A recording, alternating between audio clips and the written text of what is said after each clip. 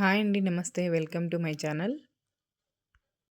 ఈరోజు వీడియోలో మనం చింత చిగురు పప్పు ఎలా ప్రిపేర్ చేయాలో చూద్దాం. అలాగే చింత చిగురు వల్ల ఉపయోగాలేంటో మనం తెలుసుకుందాం.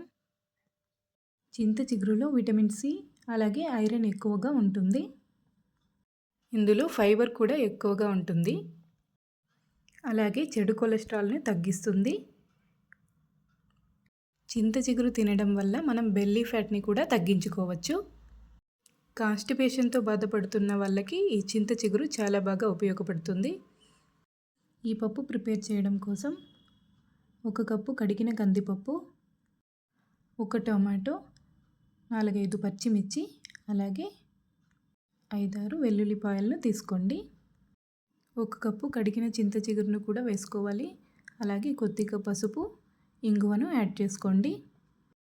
ఇందులో 2 కప్పుల వాటర్ యాడ్ చేసుకొని 3 విజిల్లు వచ్చేంత వరకు ఉడికించుకోవాలి.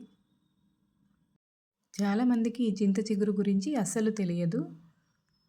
చింత చిగురు ఎక్కువగా దొరికినప్పుడు ఎండబెట్టి కూడా మనం స్టోర్ చేసుకోవచ్చు. జీర్ణ సమస్యలు ఉన్న వారికి కూడా చాలా బాగా ఉపయోగపడుతుంది. ఈలోపు మనం పోపు వేసుకుందాం.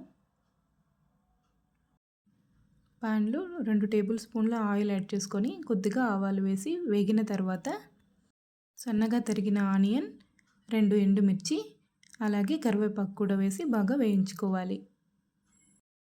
చూశారు కదా, పప్పు అనేది చక్కగా ఉడికిపోయింది. పప్పులో ఉన్న వాటర్ అంతా కూడా పక్కకు తీసేసుకోవాలి. పప్పును మెత్తగా ఎనుపుకోవాలి. బాగా మెత్తగా వెనుపుకున్న తర్వాత ఆ వాటర్ని కూడా యాడ్ చేసుకోవాలి. ఇంకా పలుచగా కావాలంటే ఇంకొక హాఫ్ గ్లాస్ వాటర్ అనేది యాడ్ చేసుకోండి. ఒకసారి మొత్తం అంతా కలుపుకొని పోపును కూడా వేసి మరొక 2 నిమిషాలు ఉడికించుకోవాలి. చూశారు కదా, చక్కగా చింత చిగురు పప్పు రెడీ అయిపోయింది.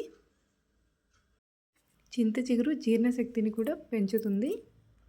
ఇంకా మనకు చాలా రకాలుగా చింత చిగురు ఉపయోగపడుతుంది.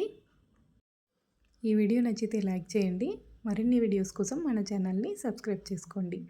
Thank you for watching.